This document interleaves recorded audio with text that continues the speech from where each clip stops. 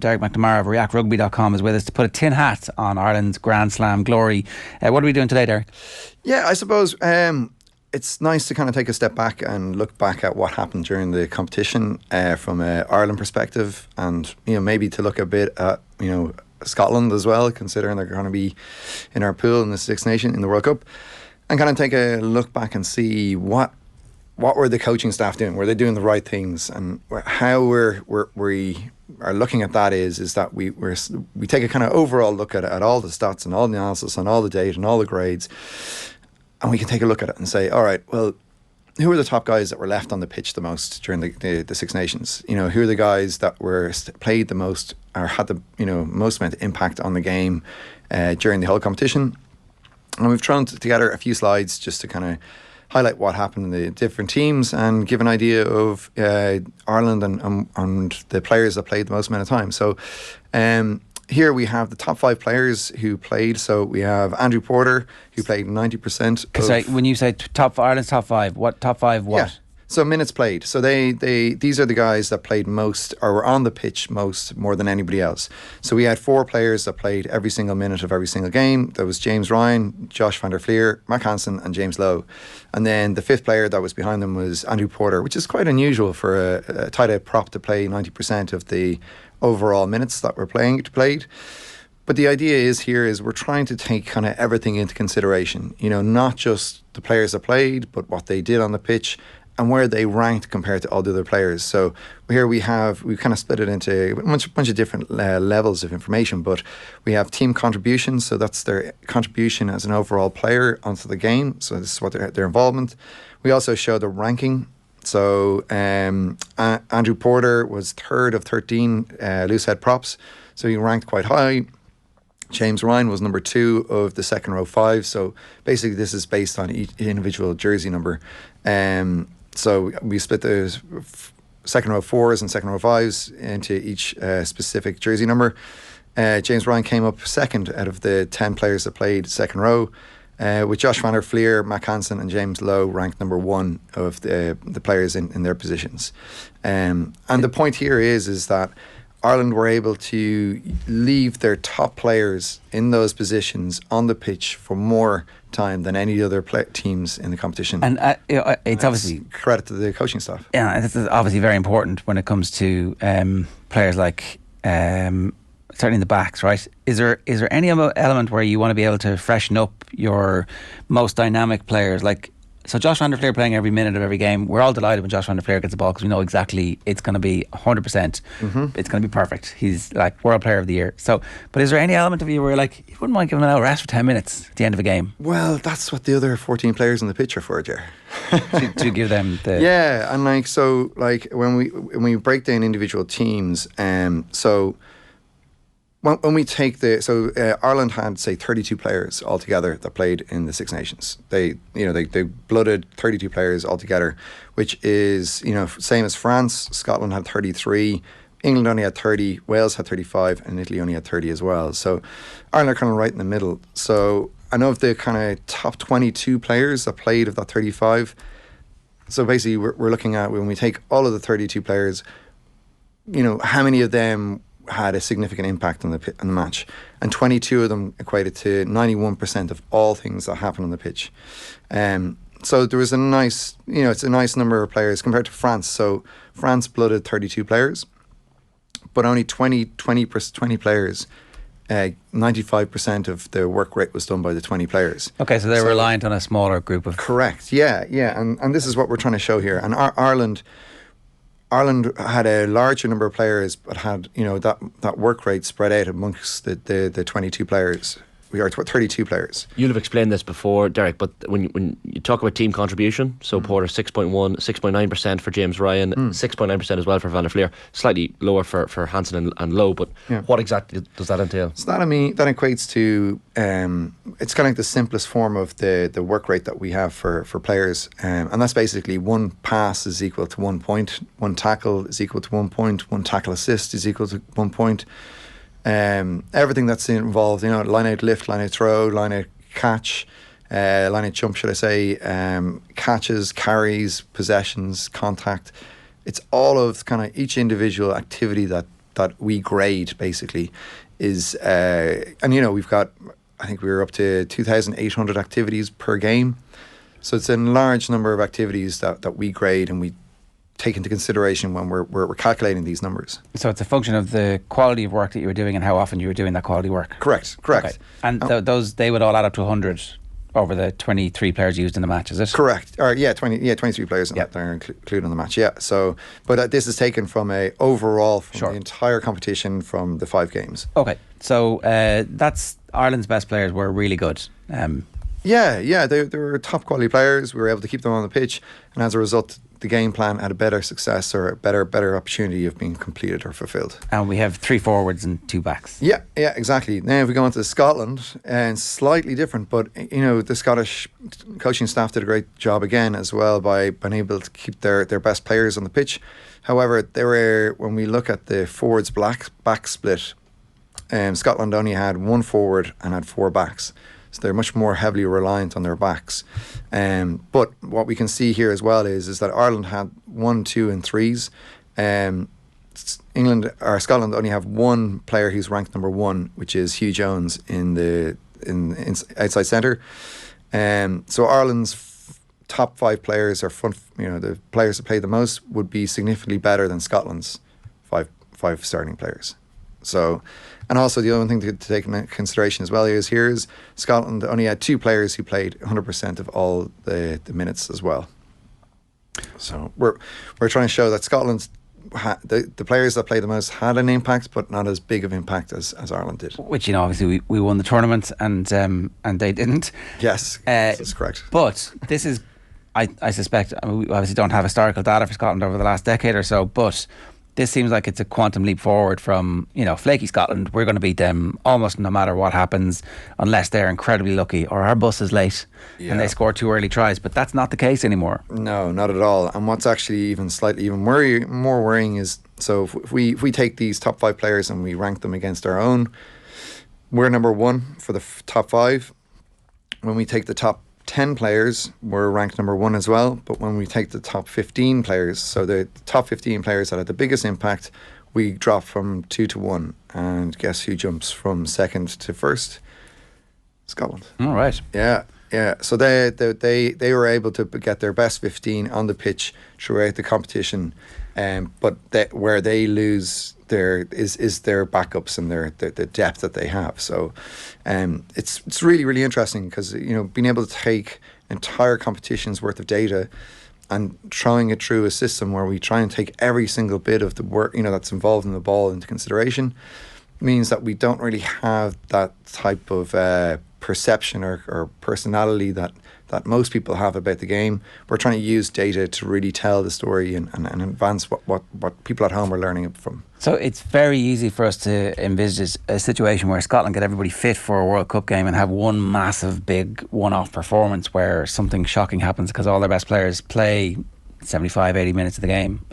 Really hope that happens against South Africa. Yeah. Well, look, I don't think Ireland would be too fussed. Like, they're still number 1. They're still have the best players in the world. They still have the biggest chance of implementing their game plan, which consistently is trying to outpower and outlast teams because they've got the highest skill set. I don't know if this difference is massive in terms of the numbers, but Duan van der Merwe having 3.8% of team contribution, compare that to Mac Hansen on the Irish wings, it seems significantly less. Is that a... It is, yeah. So Scotland, or so Scotland would play a kind of very consistent type of game plan where the wings stay on the wing and they use Finn Russell to get the ball to those players. But Ireland have a little bit more free rein. Because Ireland play quite a bit tighter, you'll find that Mac Hansen gets involved in the game a little bit more. And also then you've got James Lowe, who kicks the ball, significantly part of the game plan. So that's how those two players get involved in the game a little bit more compared to Scotland, who tend to leave their wings sticking on the wing and leave them out there. Okay. So it's just a slight change in game plan. Yeah, That's a fitness level of Hansen and Lowe. The fact that they have 100% minutes played on the wing, that's not easy. No, but it's tell you what, it's much harder for Josh van der Fleer and James Ryan. Of course. Well, Jesus, yeah. yeah. So, and then we've also taken into consideration then the other teams as well, just kind of from a very high level. France didn't really have very many players in the number one player in the competition at nearly any position. They were either second, third, or fourth, but also they were including their wingers. They only had one player, Ger Shane, who played actually the full 400 minutes. And then their other players, their wingers wouldn't be considered at the very top of the competition, and their second rows as well. So obviously Dupont comes in at number 2, and I know we'll probably get a bit of stick about this, about how can Dupont be number 2? He's the best player in the world. When we take everything into consideration and we look at what a 9 does as a player, 70% of what an average 9 is doing is passing the ball. But Dupont, what makes Dupont really good is that he's really good at carrying the ball. But again, he does turn the ball over. I think he had 4 or 5 turnovers against England, and he had a couple against the last game as well. So when we take all that into consideration and we look at his accuracy of passing and look at we can't give a player special dispensation just because he carries more. You know what I mean? So we need to put him at the same level as all the other players, even though he does do special things. We do obviously take that into consideration as well. It's interesting that France only used one player for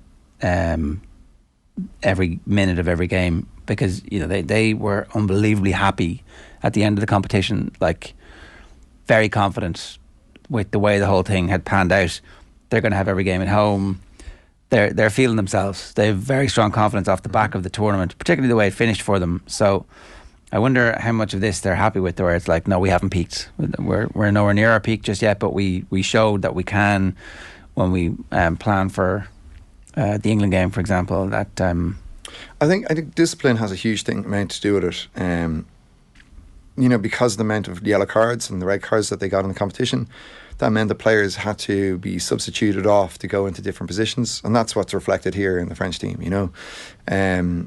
If they can get that sorted, I think they've got other issues. I think we tend to have recency bias quite a lot when it comes to sport, and we forget about France's first 2 games in the competition where they really didn't play very well and they were kind of stuck in the mud. And the third game as well. It wasn't until they played against a very poor English side until they actually ran riot. Yeah, Matt Williams says that they trained in the training block all the way through to stress the players so that they would be prepared more for what's coming in the World Cup, which I think would explain. You can't high performance. You can't be training for a different competition while you got a match next week. The only match you should be training for is the game. I'm not sure about that. What France won a Grand Slam last year, so winning the Grand Slam this year and then bowing out in the group stages of the quarterfinal of the World Cup, everybody's going to go, what was the point of those Grand Slams? France have one thing on their agenda this year, and that's winning the World Cup. But when you look at it from a high performance, from an analytical perspective, you got to take small incremental steps to improve.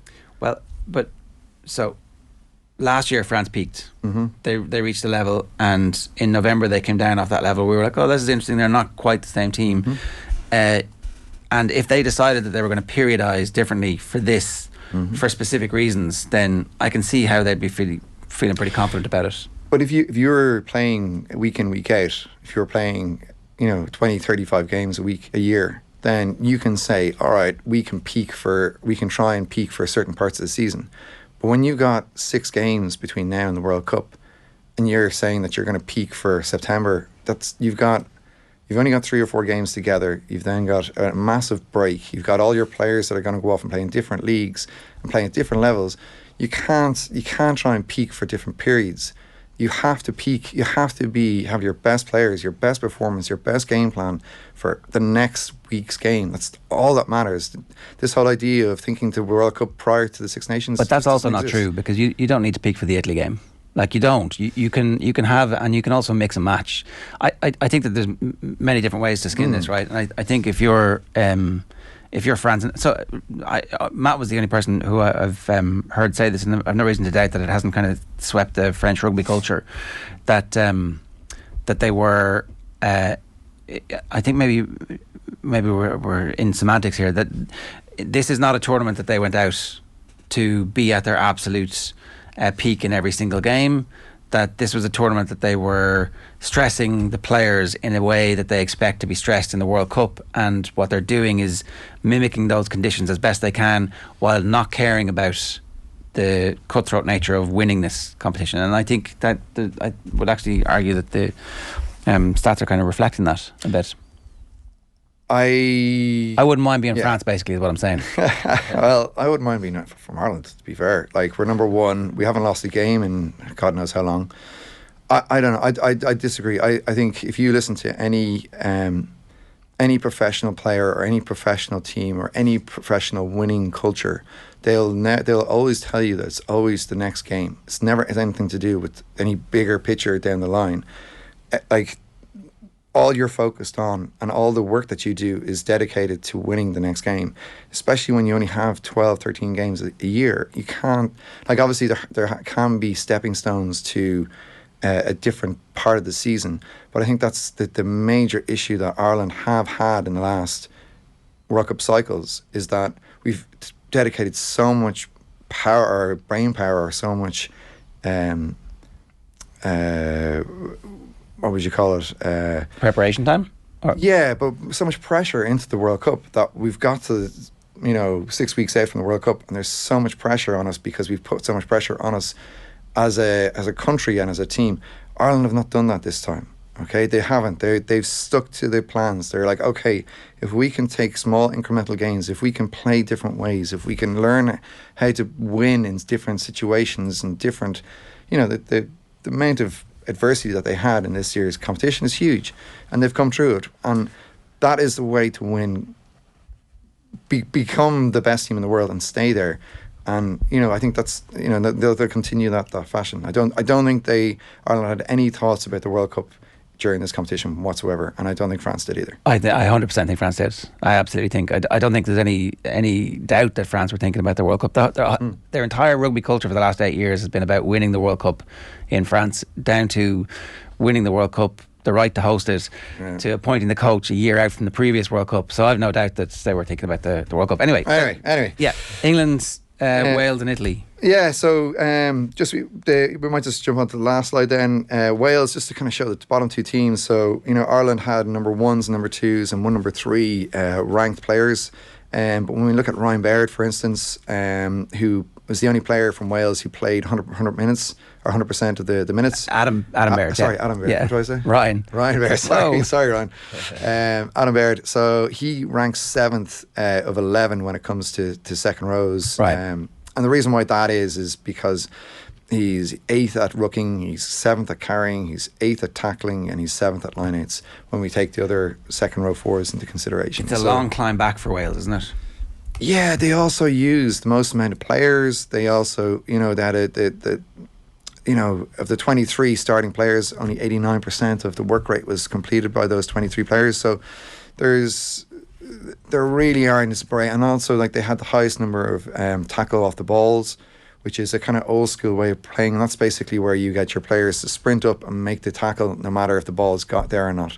And you look at the other defences, like Ireland's and even like Italy's, which is move your players up and don't make the decision to tackle until your opposition make the pass, cutting out the decision making of the attack. So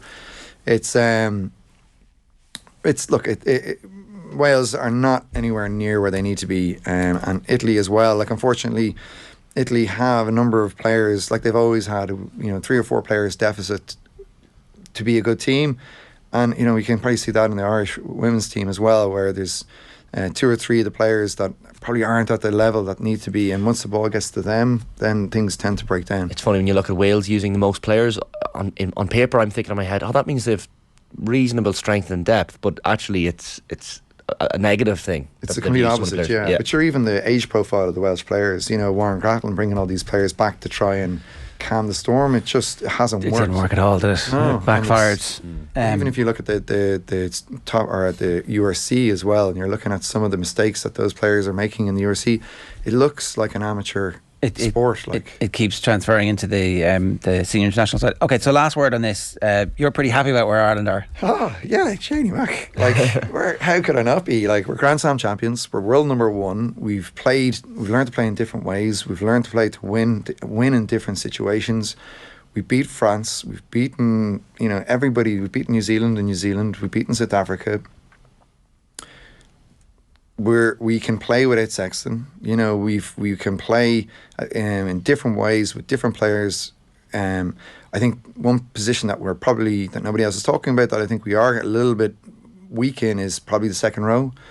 If Ty Byrne isn't there, I don't think that the players that are behind him are, and if Hendo isn't there, then we're not as strong as I think people think we are in that position. And that's, the second row is a hugely important part of Ireland's winning. So, but as a whole, yeah, like it's, we don't need to dramatise it. We don't need to get too big of a head of ourselves. But we are the favourites to go win the World Cup, I think. Okay. Love it. On that note. Love it. Let's play this clip back when we win it. Derek McNamara, more of that goodness at reactrugby.com. Thanks so much for being with us over the course of the Six Nations. Cheers, really interesting insights across it.